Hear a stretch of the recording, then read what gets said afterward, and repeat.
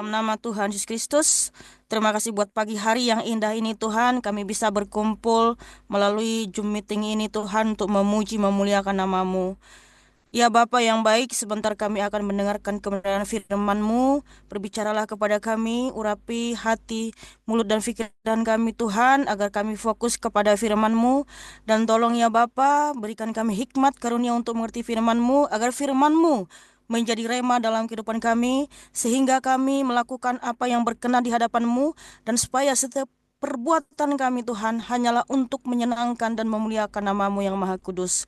Terima kasih Bapak, saya mohon juga Tuhan urapi mulut saya, urapi pikiran saya Tuhan untuk menyampaikan isi hatimu, agar apa yang saya sampaikan ya Tuhan, berdasarkan kebenaran firman-Mu Tuhan, dan semua yang mendengarnya beroleh kasih karunia serta memuji memuliakan namamu. Terima kasih Bapak yang baik, di dalam nama Tuhan Yesus Kristus kami sambut firman-Mu. Haleluya. Amin. Amin. Salam semuanya Bapak Ibu. Salam, salam, Bu Pendeta. Shalom. Shalom. Ya, terima kasih ya saya ucapkan kepada Bapak Pendeta Amir yang sudah mengundang saya untuk membagikan firman Tuhan pada pagi hari yang indah ini ya. Eh, Saya sangat senang dan bahagia bisa ada kesempatan di sini untuk membagikan firman Tuhan. Nah, kalau Bapak Ibu mungkin melihat penampilan saya sepertinya lain nih Kristen di Indonesia gitu kan. Karena saya pakai kerudung dan memang saya sudah pakai kerudung itu sudah kurang lebih 2 tahun ya, 2 tahun lebih ya. Jadi kalau saya ibadah kalau tidak memakai kerudung itu sepertinya ada yang kurang, justru ada yang kurang. Nah, saya pakai kerudung ini bukan ikut-ikutan sama agama lain, bukan juga mau sekedar apa ya mode apa mode dalam pakaian, tetapi karena saya membaca firman Tuhan di 1 Korintus 11 ayat 1 sampai 16 bahwa setiap perempuan yang beribadah hendaklah memakai kerudung. Nah, jadi itulah dasarnya kenapa saya memakai kerudung dan saya sudah memakai kerudung ini baik ke gereja, memberitakan Injil, ya, baca Alkitab di rumah, mesbah keluarga, saya selalu memakai kerudung.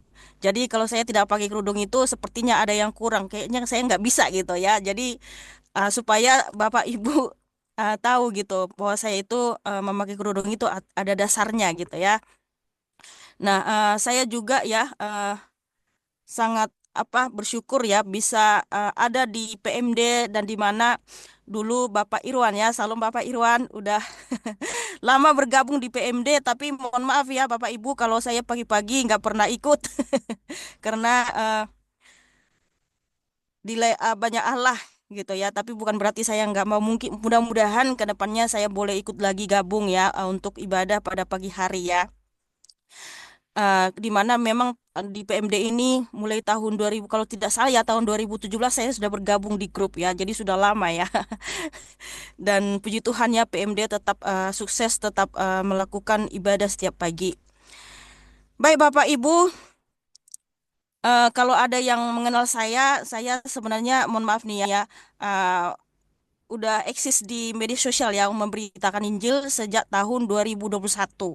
2021 saya itu penginjil, apologet di media sosial dan puji Tuhan ya Tuhan Yesus memakai saya, memilih saya menjadi pemberita Injil atau apologetika media sosial itu untuk memberitakan namanya, memasukkan namanya ya. Kalau zaman dulu para rasul memberitakan Injil dengan cara pergi dari desa ke desa, dari kota ke kota, menggunakan media yang ada pada saat itu. Tetapi sekarang Tuhan Yesus permudah nih ya, untuk mendengarkan Injil di berbagai negara ya. Jadi ketika kita live dari rumah, kita tidak kemana-mana, hanya live dari rumah, tapi yang mendengarkan itu sampai ribuan ya, di berbagai belahan dunia ini. Jadi sangat efektif sekali pemberitaan Injil melalui media sosial. Dan puji Tuhan, nama Tuhan semakin ditinggikan, dimuliakan, dan banyak jiwa-jiwa yang percaya dan bertobat. Haleluya ya. Baik Bapak Ibu dan saudara-saudara semuanya, firman Tuhan yang mau saya bagikan pada pagi hari yang indah ini dengan tema apakah Tuhan terlambat menolong kita ya. Karena banyak dari kita ini walaupun kita sudah Kristen sejak lahir, tapi kadang kita merasa Sepertinya Tuhan ini tidak menolong saya. Saya sudah berdoa, saya sudah puasa, bahkan saya sudah menangis, meminta sama Tuhan, tapi sepertinya jawaban dari doa saya belum ada nih, gitu kan. Nah, oleh karena itu Bapak Ibu, kita akan membaca firman Tuhan dari Yohanes 11 ayat 1 sampai 46. Lazarus dibangkitkan. Ada seorang yang sedang sakit, namanya Lazarus. Ia tinggal di Betania, kampung Maria dan adiknya Marta. Maria ialah perempuan yang pernah meminyaki kaki Tuhan dengan minyak mur dan menyekanya dengan rambutnya. Dan Lazarus yang sakit itu adalah saudaranya. Kedua perempuan itu mengirim kabar kepada Yesus. Tuhan, dia yang engkau kasihi sakit. Ketika Yesus mendengar kabar itu, ia berkata, penyakit itu tidak akan membawa kematian, tetapi akan menyatakan kemuliaan Allah. Sebab oleh penyakit itu, anak Allah akan dimuliakan. Yesus memang mengasihi Marta dan kakaknya dan Lazarus. Namun setelah didengarnya bahwa Lazarus sakit, ia sengaja tinggal 2 hari lagi di tempat di mana ia berada. Tetapi sesudah itu, ia berkata kepada murid-muridnya, mari kita kembali lagi ke Yudea. Murid-murid itu berkata kepadanya, Rabi, baru-baru ini orang-orang Yahudi mencoba melempar engkau. Masih maukah engkau kembali ke sana? Jawab Yesus, bukankah ada 12 jam dalam satu hari? Siapa yang berjalan pada siang hari, kakinya tidak terantuk, karena ia melihat terang dunia ini. Tetapi jikalau seorang berjalan pada malam hari, kakinya terantuk, karena terang tidak ada di dalam dirinya. Demikianlah perkataannya, dan sesudah itu ia berkata kepada mereka, Lazarus, saudara kita, telah tertidur. Tetapi aku pergi ke sana untuk membangunkan dia dari tidurnya. Maka kata murid-murid itu kepadanya, Tuhan, jikalau ia tertidur, ia akan sembuh. Tetapi maksud Yesus ialah tertidur dalam arti mati. Sedangkan sangka mereka, Yesus berkata tentang tertidur dalam arti biasa. Karena itu, Yesus berkata dengan terus terang, Lazarus sudah mati. Tetapi syukurlah aku tidak hadir pada waktu itu, sebab demikian lebih baik bagimu, supaya kamu dapat belajar percaya. Marilah kita pergi sekarang kepadanya. Lalu Thomas yang disebut Didimus berkata kepada teman-temannya, yaitu murid-murid yang lain, marilah kita pergi juga untuk mati bersama-sama dengan dia.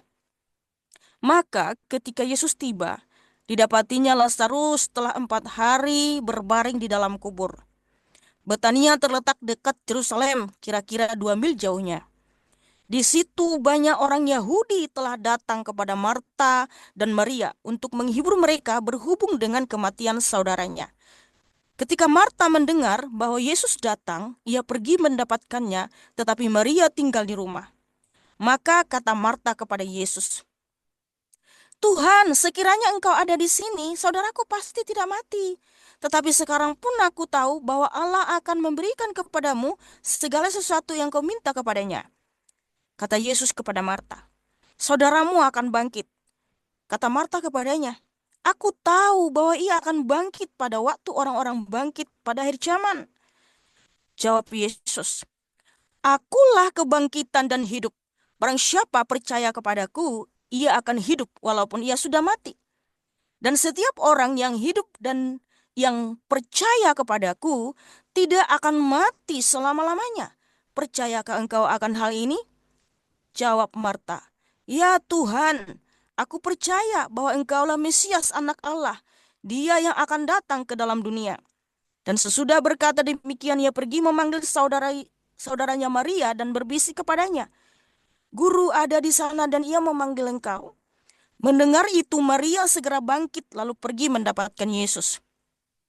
Tetapi waktu itu Yesus belum sampai ke dalam kampung itu, ia masih berada di tempat Marta menjumpai dia. Ketika orang-orang Yahudi yang bersama-sama dengan Maria di rumah itu untuk menghiburnya, melihat bahwa Maria segera bangkit dan pergi keluar, mereka mengikutinya karena mereka menyangka bahwa ia pergi ke kubur untuk meratap di situ. Setibanya Maria di tempat Yesus berada dan melihat dia, tersungkurlah ia di depan kakinya dan berkata kepadanya, "Tuhan, sekiranya engkau ada di sini, saudaraku pasti tidak mati."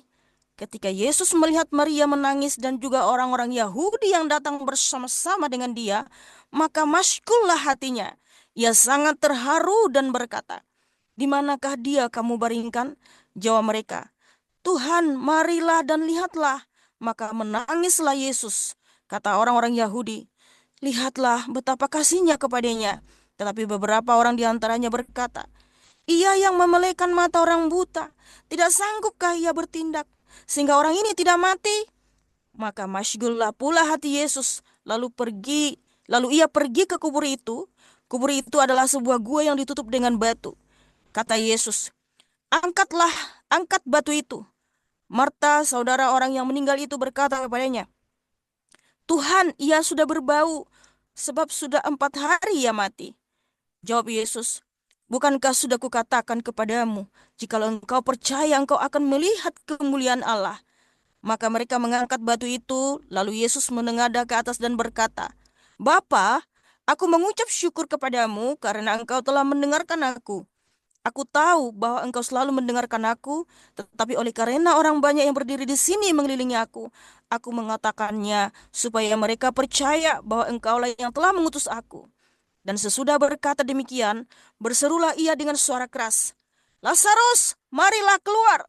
Orang yang telah mati itu datang keluar, kaki dan tangannya masih terikat dengan kain kapan dan mukanya tertutup dengan kain peluh. Kata Yesus kepada mereka, "Bukalah kain-kain itu dan biarkanlah ia pergi." Haleluya.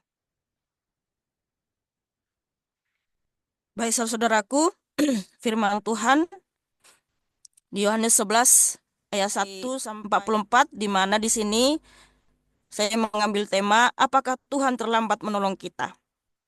Nah, kalau kita perhatikan di Yohanes 11 ayat 1 sampai 44 di situ ya, Tuhan Yesus Kristus membangkitkan Lazarus.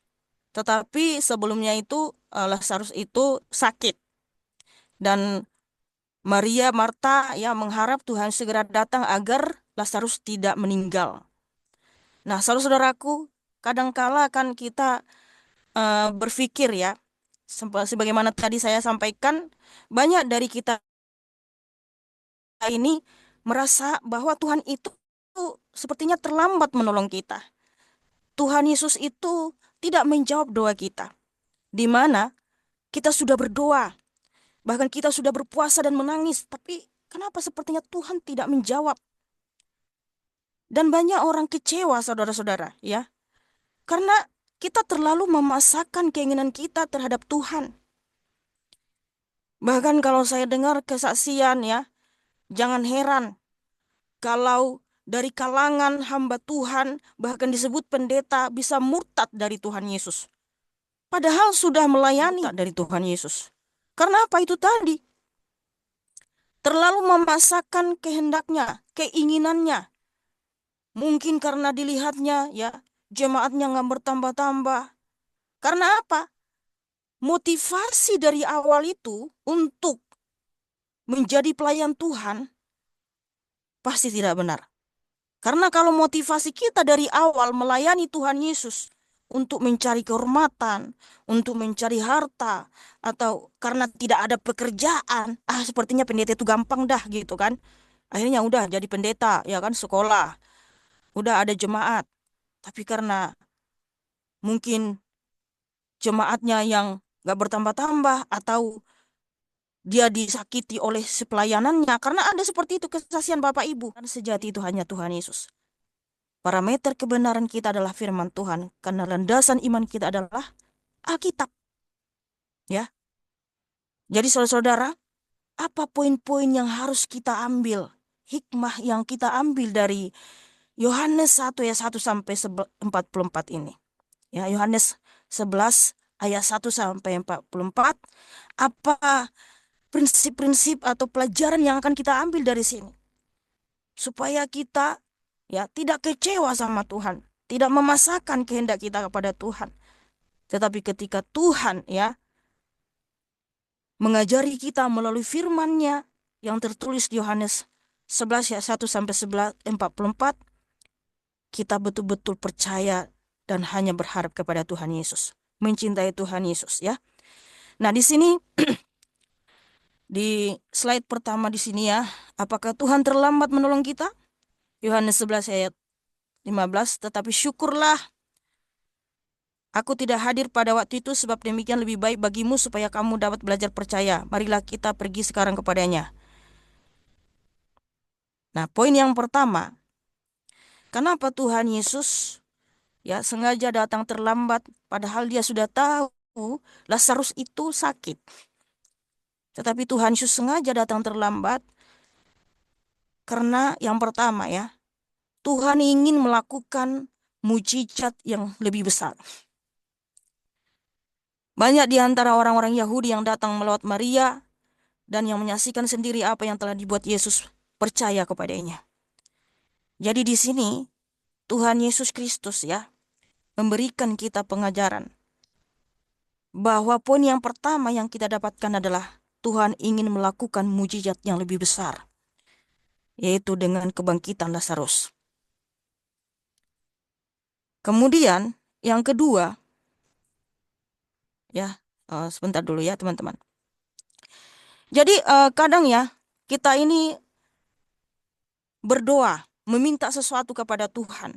Ketika Tuhan belum menjawab, kita uring-uringan, kita bersungut-sungut. Padahal Bapak Ibu tidak tahu ada mujizat yang lebih besar. Ada hal yang terbaik lebih dari yang kita minta, ya. Karena ada firman Tuhan, apa yang tidak kita pikirkan itu yang kita sediakan. Karena saya percaya Bapak Ibu, saudara-saudara di sini ya yang sangat mencintai Tuhan Yesus, dan saya pun pernah mengalami seperti itu. Saya kehilangan sesuatu hal yang menurut saya aduh sedih banget ya. Itu hilang. Itu tidak ada lagi. Karena ketika saya mengikut Tuhan Yesus, apalagi ketika saya memberitakan Injil, banyak hal-hal dahsyat yang saya alami bersama dengan Tuhan Yesus. Dulu sebelum ya Bapak Ibu, sebelum saya memberitakan Injil, kami situ sudah punya rumah. Bersama suami dan anak ya sudah punya rumah, tapi kami masih kredit. Namun oleh karena sesuatu hal, ada masalah dalam keluarga, suami saya nggak kerja, keluar dari pekerjaan waktu lewat COVID itu. Akhirnya dengan terpaksa kami menjual rumah kami yang sudah dikredit beberapa tahun, dan itu kami gunakan untuk buka usaha. Tetapi saya berpikir dalam hati, Tuhan sedih juga ya Tuhan ya kehilangan rumah ya, yang tadinya punya rumah sekarang nggak ada. Saya sedih terus terang Ibu, Bapak Ibu, karena kita manusia ini.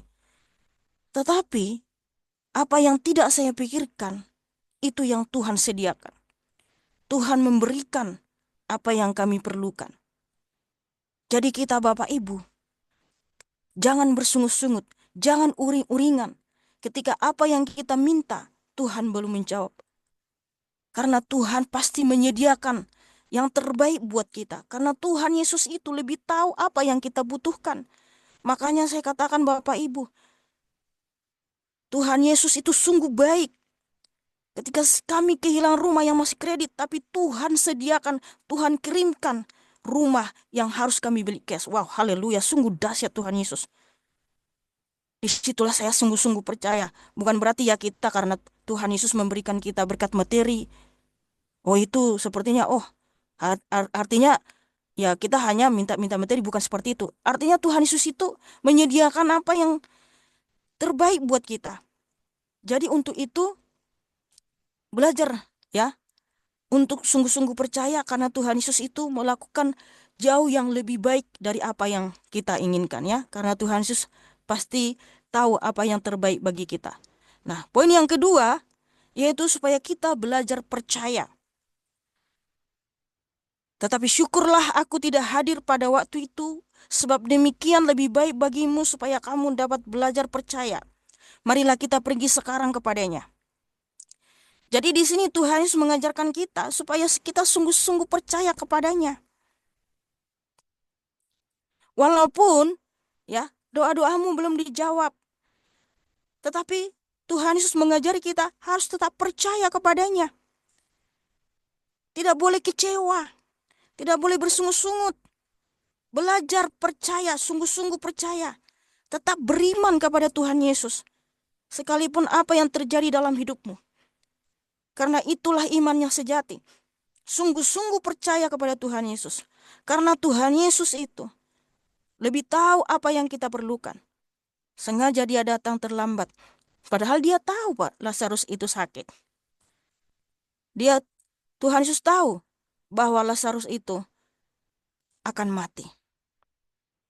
Karena Tuhan Yesus itu Maha tahu. Tetapi Tuhan Yesus mengajari supaya kita sungguh-sungguh percaya kepadanya. Jadi Bapak Ibu, tetap percaya kepada Tuhan Yesus. Tetap setia kepada Tuhan Yesus. Apapun yang terjadi dalam hidup kita. Jangan pernah kecewa. Jangan pernah uring-uringan, bersungut-sungut. Lakukan segala sesuatu itu dengan sepenuh hati dan sungguh-sungguh percaya kepada Tuhan Yesus. Nah, poin yang ketiga, Tuhan ingin kita tidak memaksa Dia untuk bertindak menurut waktu kita. Hikmah yang kita dapatkan adalah di mana kita tidak boleh memaksa Tuhan, Bapak Ibu. Karena banyak di antara kita ya tidak bisa dipungkiri. Jadi kita itu memaksa Tuhan. Kita itu menghendaki ya apa yang kita inginkan maunya langsung dikasih gitu kan. Karena banyak orang Kristen seperti mengatur Tuhan jadinya. Tuhan begini, begini, begini. Lakukanlah begini Tuhan. Aku pengen begini Tuhan. Aku pengen seperti ini. Jadi kita memaksa kehendak Tuhan. Kita memaksakan keinginan kita. Sementara kita ini adalah ciptaannya. Yang dimana bukan kita yang mengatur Tuhan. Bukan kita yang memaksa Tuhan. Jadi di sini Tuhan Yesus mengajari kita Bapak Ibu supaya kita tidak boleh memaksa Tuhan. Supaya kita belajar percaya, kita serahkan ya kehendak Tuhan yang terjadi bukan kehendak kita. Jadi kita bisa mencontoh teladan Tuhan Yesus saudara-saudara. Di mana ketika Tuhan Yesus berdoa di Taman Getsemani, Tuhan Yesus menyatakan, ya, biarlah cawan ini lalu daripadaku, tetapi biarlah kehendak-Mu ya Bapa yang terjadi. Jadi kita mencontoh teladan Tuhan Yesus. Karena Tuhan Yesus datang ke dunia untuk menyelamatkan kita dari kutuk kematian dan juga untuk memberikan teladan. Karena teladan yang sempurna itu hanya Tuhan Yesus Bapak Ibu. Di kitab 1 Petrus 2, kita bacakan dulu, kita lihat saudara bisa melihat ya, Bapak Ibu bisa melihat Alkitabnya. Teladan itu siapa teladan kita?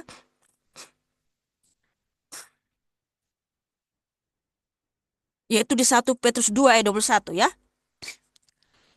Sebab untuk itulah kamu dipanggil, karena Kristus pun telah menderita untuk kamu dan telah meninggalkan teladan bagimu supaya kamu mengikuti jejaknya. Nah, Alkitab berkata kita itu harus mengikuti teladan Tuhan Yesus. Itulah kehendak Tuhan Yesus Bapak Ibu. Nama Dia yang harus kita tinggikan, kita muliakan, bahkan Tuhan Yesus mengajarkan. Ya. Kalau ada orang yang lebih mengutamakan bapak ibunya, saudara-saudaranya dibandingkan Tuhan Yesus, Tuhan Yesus menyatakan dia tidak layak bagiku. Jadi kalau kita, bukan berarti Tuhan Yesus menyuruh kita membenci orang tua kita, itu kan kalimat hiperbola ya, di mana Tuhan Yesus menyatakan, kalau dia tidak membenci bapak ibunya, dia tidak kalau dia tidak membenci bapak ibunya, dan dia tidak mengikut aku, dia tidak layak bagiku. Artinya di situ Bapak Ibu, kalau Tuhan Yesus itu bukan segalanya bagi kita, bukan dia cinta sejati kita, ya, Tuhan Yesus menyatakan apa? Engkau tidak layak bagiku. Karena hukum yang terutama adalah di Matius 22 ayat 35 sampai 39. Hukum yang terutama yaitu kasihilah Tuhan Allahmu dengan segenap hatimu dan dengan segenap jiwamu dan dengan segenap akal budimu dan dengan segenap kekuatanmu. Jadi yang terutama itu adalah Tuhan Yesus. Segalanya adalah Tuhan Yesus. Baru yang kedua, hukum yang kedua. Kasihilah sesamamu manusia sama seperti dirimu sendiri. Tetapi Tuhan Yesus mengajarkan, kalau kita lebih mengasihi dunia ini, kalau kita lebih mencintai yang lain daripada Tuhan Yesus, Tuhan Yesus menyatakan apa? Kamu tidak layak bagiku.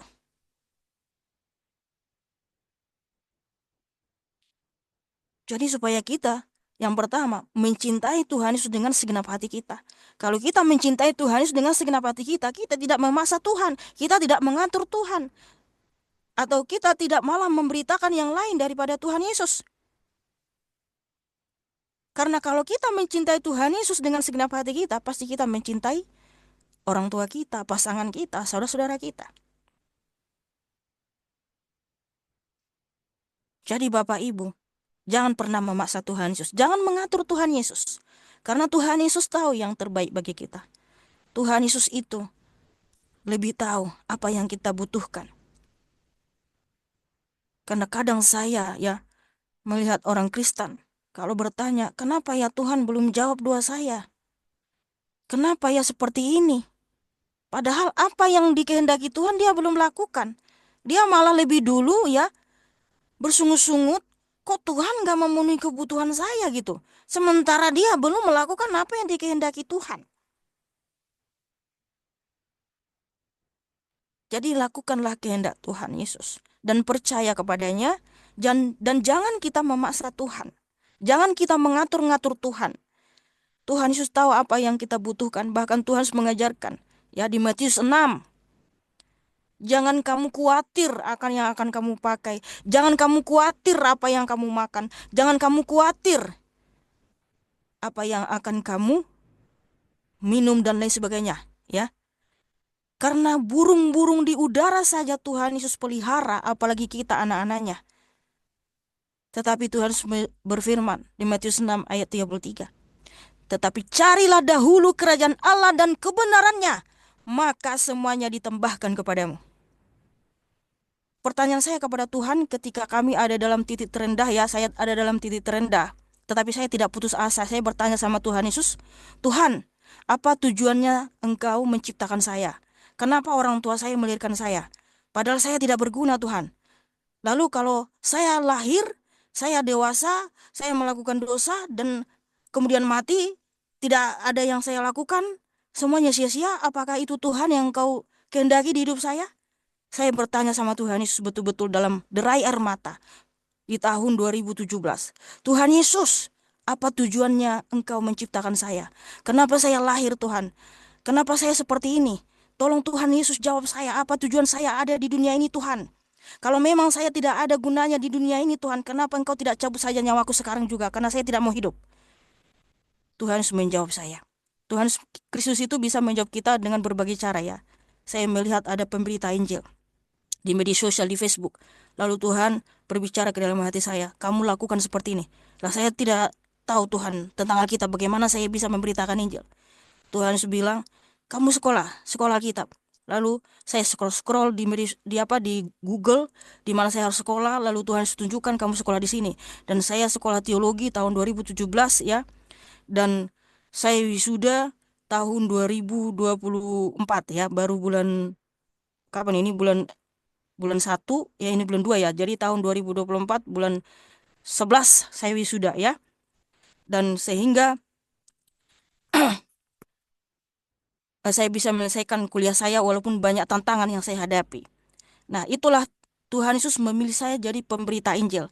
Jadi tahun 2023 Bapak Ibu, Tuhan Yesus kirimkan orang yang mau membelikan kami rumah dengan cash. Saya tidak minta kepada orang itu. Tuhan Yesus kirimkan saudaraku. Wow, haleluya, haleluya. Sungguh luar biasa Tuhan Yesus itu. Makanya saya bilang, jangan paksa Tuhan. Jangan atur Tuhan. Tuhan Yesus tahu apa yang kita butuhkan, saudaraku. Yang tadinya kami numpang, saudaraku. Saya tulus melayani Tuhan Yesus. Walaupun saya dihina, direndahkan oleh keluarga. Dibilang, masa pemberita Injil begini-begini. Tapi saya tulus mencintai Tuhan. Saya tulus memberitakan Injil. Tuhan Yesus kirimkan. Sungguh luar biasa Tuhan Yesus. Tuhan Yesus kirimkan orang hambanya membelikan kami rumah cash. Tidak ada ngutang, saudara-saudaraku. Dan itu saya tidak minta sama orang itu, saudaraku. Karena saya tidak orang yang, mohon maaf, kita orang Kristen jangan mental pengemis. Saya tidak pernah meminta sama orang itu. Tuhan Yesus kirimkan hamba-hambanya. Semenjak saya memberitakan Injil, ya, Tuhan Yesus kirimkan hamba-hambanya untuk memberkati kami. Dan saya tidak pernah meminta karena Tuhan Yesus tahu apa yang kita butuhkan. Makanya jangan pernah memaksa Tuhan. Jangan pernah mengatur Tuhan. Lakukan bagianmu, yaitu memuji memuliakan Tuhan Yesus. Mencintai Tuhan Yesus. Belajar percaya. Belajar mencintai Dia dengan segenap hati kita. Dan fokus kita adalah memuliakan Tuhan Yesus. Memasyurkan Tuhan Yesus. Bukan memuliakan yang lain. Jadi Bapak Ibu, poin yang kita dapatkan dari firman Tuhan di Yohanes 11 ayat 1 sampai 44 ya. Yaitu jangan kita memaksa Tuhan, jangan kita mengatur Tuhan. Lakukan bagianmu, saudaraku.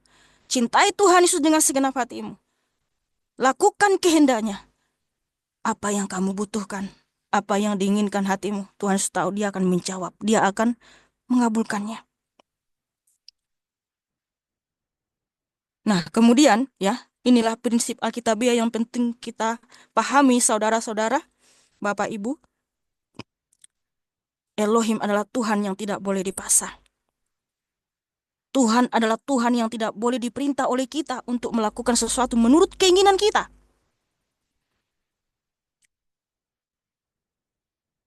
Jangan mengatur Tuhan, jangan memaksa Tuhan. Karena Tuhan Yesus paling tahu apa yang kita butuhkan. Nah, kemudian walaupun Tuhan selalu peduli dengan kita, pada waktu kita datang berdoa kepadanya, kita tahu Dia sanggup melakukan sesuatu bagi kita. Tetapi Dia akan melakukannya seturut dengan waktunya dan sesuai dengan kehendaknya. Dia adalah Tuhan, kita tidak boleh menyetir dan mengatur Tuhan untuk melakukan apa yang kita ingini. Yesus sengaja menunda karena Yesus tidak sekedar menyembuhkan Lazarus menjadi sehat, tetapi membangkitkan Lazarus yang mati menjadi hidup kembali. Nah, jadi lebih besar mujizat ini ya, di mana Tuhan Yesus menunda, Dia sengaja datang terlambat, karena Tuhan Yesus akan melakukan perbuatan yang sangat dahsyat, yaitu membangkitkan orang mati, saudara-saudaraku. Bukan membuat Lazarus ya, yang tadinya sakit sembuh, tetapi membangkitkan Lazarus. Karena begini Bapak Ibu, Tuhan-Tuhan palsu nggak akan bisa membangkitkan orang mati. Belum pernah ada, dimanapun kita temukan, ada yang bisa membangkitkan orang mati selain Tuhan Yesus Kristus. Dan tidak ada seorang pun yang bisa bangkit dari kematian di dalam nama Tuhan-Tuhan lain selain di dalam nama Tuhan Yesus. Walaupun Nabi Musa itu nabi yang sangat besar, coba Bapak Ibu berdoa dalam nama Nabi Musa, ada nggak mujizat terjadi? Nggak ada. Atau Bapak Ibu berdoa dalam nama Allah-Allah lain, karena Alkitab berkata di dunia ini banyak Allah-Allah palsu, saudara-saudaraku. Coba kamu berdoa dalam nama Allah-Allah palsu itu, bisa nggak ada terjadi mujizat? Nggak ada. Karena Tuhan berfirman di Ulangan 32 ayat 39, Akulah yang mematikan dan menghidupkan, Akulah yang meremukkan dan menyembuhkan. Jadi hanya Tuhan Yesus yang bisa membangkitkan orang mati, dan ketika Dia juga mengutus para rasul. Rasul Petrus bisa membangkitkan Tabita, dan Rasul Paulus membangkitkan Eutikus yang tertulis di Kisah Para Rasul 20 ya.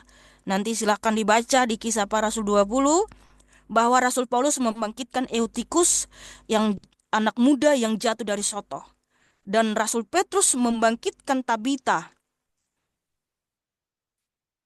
Di mana pasti para rasul itu membangkitkan dalam nama Tuhan Yesus. Karena ketika Rasul Paulus menyembuhkan Eneas di Kisah Para Rasul 9, Rasul Paulus berkata, "Hai Eneas, dalam nama Yesus Kristus, berjalanlah."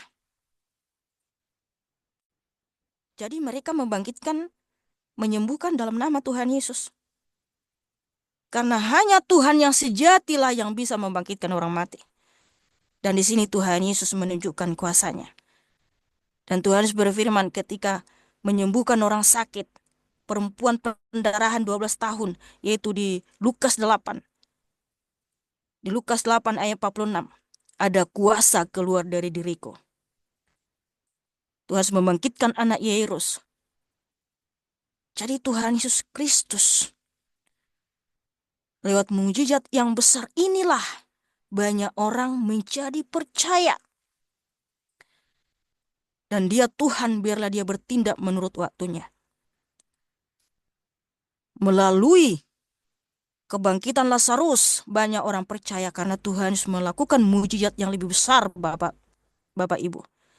Nah, jadi hikmah yang kita ambil, pengajaran yang kita ambil adalah yang pertama tadi, Tuhan ingin melakukan mujizat yang lebih besar. Jadi kalau doamu belum dijawab, kalau jeritan hatimu belum dijawab, tetaplah setia, saudara-saudaraku. Karena Tuhan ingin melakukan mujizat yang lebih besar di dalam hidupmu. Tuhan akan menyediakan yang terbaik bagi hidupmu. Dan yang kedua, supaya kita belajar percaya. Tetap percaya, tetap setia kepada Tuhan Yesus. Yang kedua tadi itu ya, mohon maaf, yang kedua dan yang ketiga, Tuhan ingin kita tidak memaksa Dia. Jangan pernah memaksa Tuhan, jangan mengatur Tuhan. Lakukan apa yang dikehendaki Tuhan Yesus, tetap percaya karena Tuhan Yesus akan menyediakan mujizat yang lebih besar di dalam hidup kita. Ada amin Bapak Ibu? Haleluya. Jadi Bapak Ibu, ya, fokus kita adalah memuliakan Tuhan Yesus, meninggikan namanya, memasyurkan namanya.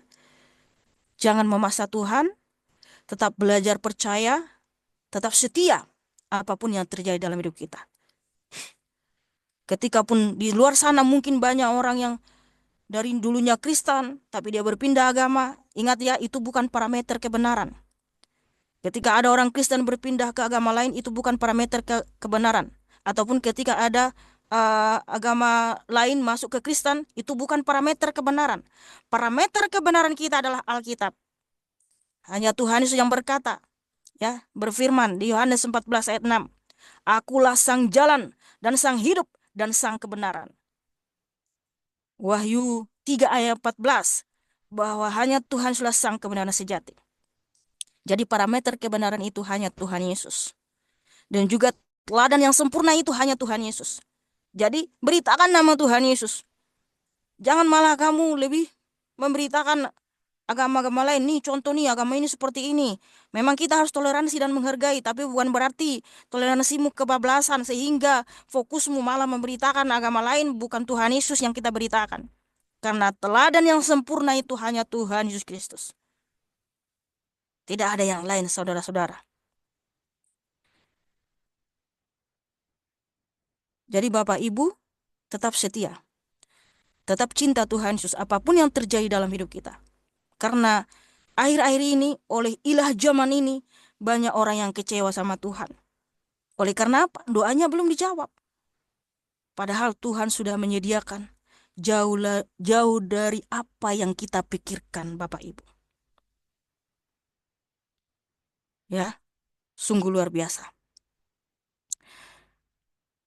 Karena Tuhan Yesus Kristus lebih tahu apa yang kita inginkan, lebih tahu apa yang kita butuhkan. Ya, kiranya firman Tuhan ini menjadi rema dalam kehidupan kita, supaya kita lebih sungguh-sungguh. Ya, rajin baca Alkitab, menyelidiki firman Tuhan. Supaya iman kita itu berdasarkan hikmat dan karunia dari Tuhan Yesus, ya. membaca Alkitab setiap hari dan jangan lupa berdoa ya. Karena Alkitab itu adalah firman Tuhan, landasan iman kita supaya kita semakin mengenal Tuhan Yesus yang sejati. Dan kita tahu apa yang dikehendaki Tuhan Yesus dalam hidup kita. Baik Bapak Ibu, firman Tuhan sungguh dahsyat. Kiranya firman Tuhan ini ya menjadi rema dalam kehidupan kita untuk memuji memuliakan nama Tuhan Yesus. Amin. Mari kita berdoa. Terima kasih Bapa yang baik, terima kasih Tuhan buat kebenaran firman-Mu yang sudah kami baca di Yohanes 11 ayat 1 sampai 44. Ya Bapa, kami mohon kepadamu Engkau yang membimbing menuntun kami Tuhan, agar kami selalu percaya dan setia kepadamu, dan kami tidak memaksakan kehendak kami, supaya kehendak-Mu lah yang terjadi ya Bapa. Kami percaya Tuhan, doa-doa kami, Engkau pasti mengabulkan dan itu berwujud nyata dalam kehidupan kami, dan Engkau yang paling tahu apa yang kami butuhkan dan apa yang terbaik dalam kehidupan kami. Ya Bapa yang baik, saya juga percaya Tuhan, semua Bapak Ibu yang hadir di Zoom meeting ini Tuhan, Engkau yang mengenal mereka pribadi lepas pribadi ya Bapa. Engkau yang lebih tahu Tuhan tentang kehidupan mereka. Dan saya percaya Bapa Engkau memberkati dan mengasihi mereka Bapa, yang selalu menuntun Bapa, supaya kami semua Tuhan taat dan setia kepadamu. Dan kami tetap Tuhan meneladani Engkau teladan yang sempurna. Dan kami berkarakter Kristus, sehingga orang lain yang melihat perbuatan kami memuji memuliakan nama-Mu yang Maha Kudus. Terima kasih Bapa buat kebenaran firman-Mu. Terpujilah Engkau selama-lamanya. Kiranya Engkau memberkati Zoom meeting ini Tuhan, memberkati grup PMD Tuhan, semakin berkembang lagi Tuhan Yesus. Dan pelayanan kami Engkau berkati Bapa, semakin banyak jiwa-jiwa yang diselamatkan ya Bapa. Terima kasih Bapa yang baik. Segala puji syukur dan hormat hanya bagi-Mu, di dalam nama Tuhan Yesus Kristus, Tuhan dan Sang Juru Selamat kami berdoa dan mengucap syukur. Haleluya. Amin.